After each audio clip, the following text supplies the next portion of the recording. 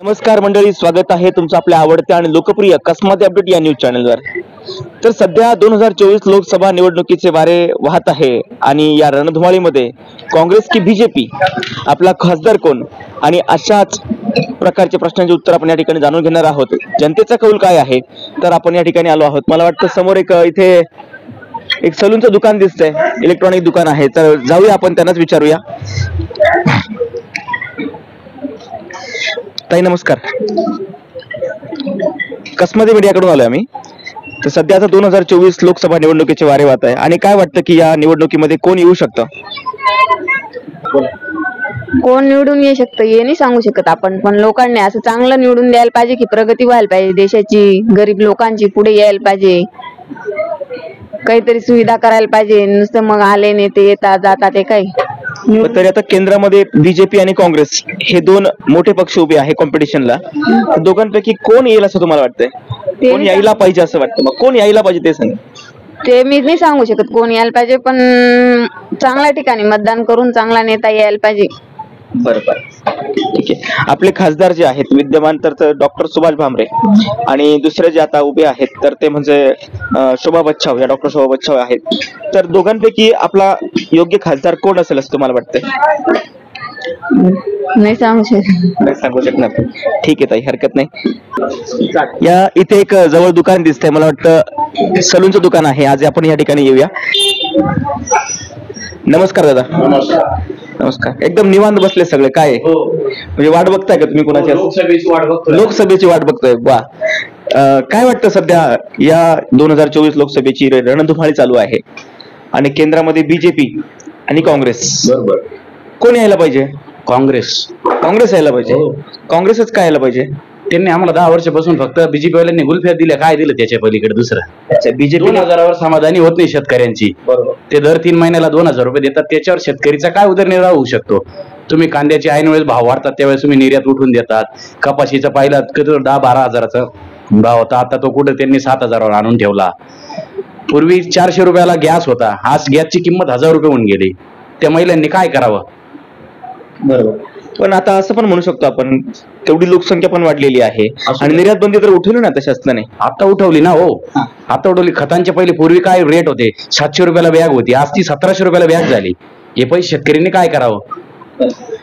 म्हणजे तुमचं म्हणणं आहे की केंद्रामध्ये काँग्रेस हा पक्ष होती त्यावेळेस आम्हाला शेतकरी वर्गाला खूप काही गोष्टी आम्हाला स्वस्त मिळायच्या आणि चांगल्या गोष्टी व्हायच्या आमच्या। आज काय कुठं गेला तो हिशोब? तुम्ही 1700 रुपयाला बॅग झाली हो खताची, 700 रुपयाची खताची थैली ती 1700 रुपयाला गेली। ती 400 रुपयाला गॅस मिळायचा, तो गॅसाची किंमत आज 1000 रुपये किंमत होऊन गेली। पण मग मला असं वाटतं की आता सगळीकडे जर तुमच्या ह्या भागात बघितलं तर आपण बीजेपी ओरिएंटेड गाव मला पाहायला मिळालंय आणि बरेचसे लोक बीजेपीच्या बाबतीत म्हणजे थोडक्यात मोदी सरकार यायला पाहिजे असं लोकांना वाटतंय। नाही होतं ना, आम्ही पण सहानुभूतीच्या नादाने त्यांच्याकडे गेलो, 10 वर्ष दिला त्यांना, वेळ दिला आम्ही पण त्यांनी त्या 10 वर्षाचं संधीचं सोनं त्यांना आलंच नाही, करता आलं नाही। त्याच्यात त्यांनी आमच्या शेतकरी वर्गाचं खूप जास्त नुकसान केलंय, त्यांनी बीजेपीने जास्त नुकसान केलंय चांगला जो हिशोब घेतला तर। म्हणजे बीजेपी हे सरकार शेतकऱ्यांच्या बाबतीत पॉझिटिव्ह नाही असं तुम्हाला म्हणायचंय? हो खरंय। अहो राज्यात, सर्व राज्यात अनुदान मिळालं आणि आमच्या तालुक्याला अनुदान सुद्धा दिलं नाही त्यांनी। पण टप्प्याटप्प्याने सर्वांना मिळतं, अजून नाही आलंच नाही। दुष्काळी अनुदान आमच्या तालुक्याला आलंच नाही, मालेगाव तालुक्यात। हो का? नाही। बरं, ठीक आहे दादा। तर अशा प्रकारे दादांचं म्हणणं असं आहे, तुमचं नाव नाही सांगितलं दादा पण तुम्ही? हो सांग, नंदू पगारे। नंदू पगारे शेतकरी आहे। तर त्यांचं म्हणणं असं आहे की शेतकऱ्यांच्या बाबतीमध्ये बीजेपी शासन जे आहे तर ते निगेटिव्ह आहे आणि म्हणून त्यांचं मत काँग्रेसला आहे, कारण यापूर्वी काँग्रेसने शेतकऱ्यांना नेहमी खुश ठेवण्याचा प्रयत्न केला आहे, परंतु आता मात्र बीजेपी सरकार नको, 10 वर्ष आपण त्यांना चान्स दिला, आता काँग्रेस पुन्हा पाहिजे अशी दादांची इच्छा आहे। डॉक्टर सुभाष भामरेंनी आम्हाला रेल्वेचे सुद्धा असेच आश्वासनं दिले 10 वर्षापूर्वी, तुमच्याकडून आम्ही रेल्वे टाकू मुंबई आपला मनमाड इंदोर मार्ग, ते अजून काही आलं नाही। 10 वर्षात रेल्वे त्यांच्याने होऊ शकले नाही, तर बाकी काय आला विषय? मग हरकत नाही दादा, धन्यवाद। तुम्ही आमच्या सोबत या ठिकाणी लाईव्ह होतात। नमस्कार दादा, कसमाते मीडियाकडून आलेले, नाव काय आपलं? रवींद्र सुभाष डांबरे। आजपर्यंतचे जसं काकांनी सांगितलं त्याच्यातलं हे बरोबर आहे। काँग्रेसमध्ये जे दिलं शेतकरीला त्यांनी, आज म्हटलं गेल्यावर पीक विमा फक्त जे बीजेपी आहे ते फक्त सांगता का पीक विमा तुम्ही भरा, पीक विमा तुम्हाला येईल, पण पीक विमामध्ये 1 रुपया सुद्धा आजपर्यंत आलेला नाही. नुकसान असं आहे, दुष्काळ एकदम भरपूर आहे मालेगाव तालुक्यामध्ये, पण त्याच्यामध्ये काहीच फरक नाही. काँग्रेसमध्ये आज म्हटलं गेल्यावर शेतकरीच खूप म्हणजे चांगल्या ठिकाणी होते.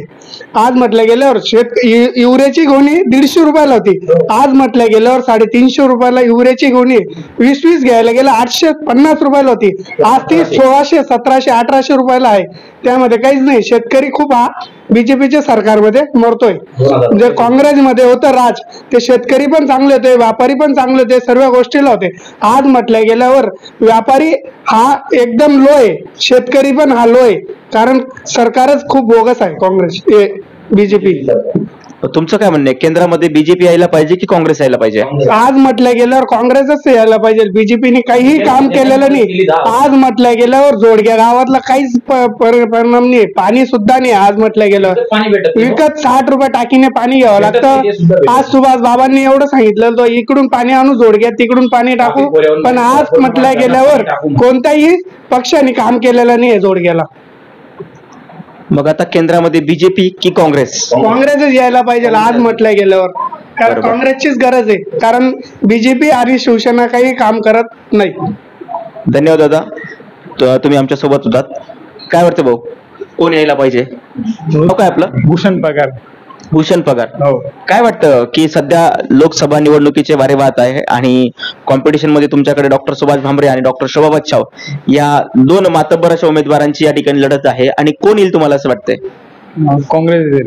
काँग्रेस यायला पाहिजे. लोकांचं म्हणजे केंद्रामध्ये काँग्रेस आणि बीजेपीची ही लढत आहे, तर कोण यायला पाहिजे? काँग्रेसच काय यायला पाहिजे? काँग्रेसने असं काय केलंय की काँग्रेस आली पाहिजे? आणि बीजेपीला 10 वर्ष संधी दिली, बीजेपीने काही केलं नाही 10 वर्षात. तर मग आता परत गॅस होता, मग पूर्वी जसं गॅस स्वस्त होता, युरियाच्या गोण्या स्वस्त होता, खत स्वस्त होता, आता ते परत तसं महागाई खूप वाढलेली बीजेपीच्या काळात. महागाई जास्त वाढली म्हणून तुम्हाला बीजेपी नकोय? काय वाटतं कोण यायला पाहिजे आता सध्या? आता पब्लिकची जास्त इच्छा आहे मोदी यावा बुवा, असं बाकीचं काही. तुमची काय इच्छा आहे, केंद्रामध्ये मोदी यायला पाहिजे की मग राहुल गांधी यायला पाहिजे? नाही, राहुलचं काही व्यवस्थित हे नाहीये. म्हणजे पहिले होते इंदिरा गांधी, कसं होतं पहिले इंदिरा गांधीचं छान होतं, आणि आता काही इंदिरा गांधीचं एवढं हे नाही, म्हणून ते थोडस लोकांना काय वाटतं की बा यायला पाहिजे मोदी, बा मोदीची जास्त धुंदी लोकांची, बस एवढंच, बाकीचं काही नाही. मध्ये काय यायला पाहिजे? फक्त मोदी यायला पाहिजे. फक्त मोदी यायला पाहिजे. का मोदींनी असं काय केलंय की तुम्हाला मोदीच आलेलं पाहिजे? फक्त गरीब चवालीदार, फक्त मोदी. सगळं पुरवठा करून राहिलं, फुकटचं अन्न धान्य सगळं फुकटचं आहे, फक्त मोदी यायला पाहिजे.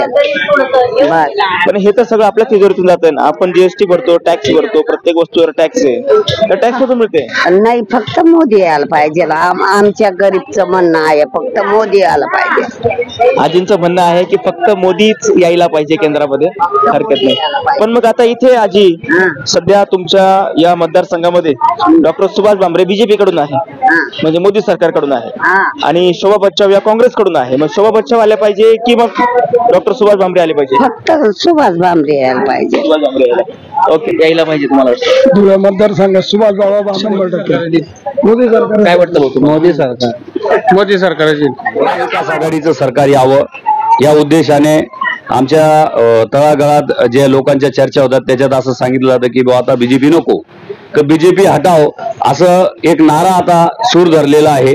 तर बघू आता पुढे काय होतं ते. तर सध्या 2024 लोकसभा निवडणुकीचे वारे वाहत आहे, आणि तुमच्या या मतदारसंघामध्ये म्हणजे धुळे आणि मालेगाव मतदारसंघामध्ये मला वाटतं डॉक्टर शोभा बच्छाव आणि डॉक्टर सुभाष भामरे हे 2 असे प्रबळ उमेदवार उभे आहे. आणि काय वाटतं की या रणधुमाळीमध्ये डॉक्टर सुभाष बाबा भामरे की डॉक्टर शोभा बच्छाव? सुभाष बाबा भामरे निवडून येतील. मोदी साहेबांकडे पाहून. अशा प्रकारे आपण आज या झोडगे या ठिकाणी आलो होतो, आणि झोडगेतील जनतेचा, जनसामान्याचा कौल आपण या ठिकाणी जाणून घेतला.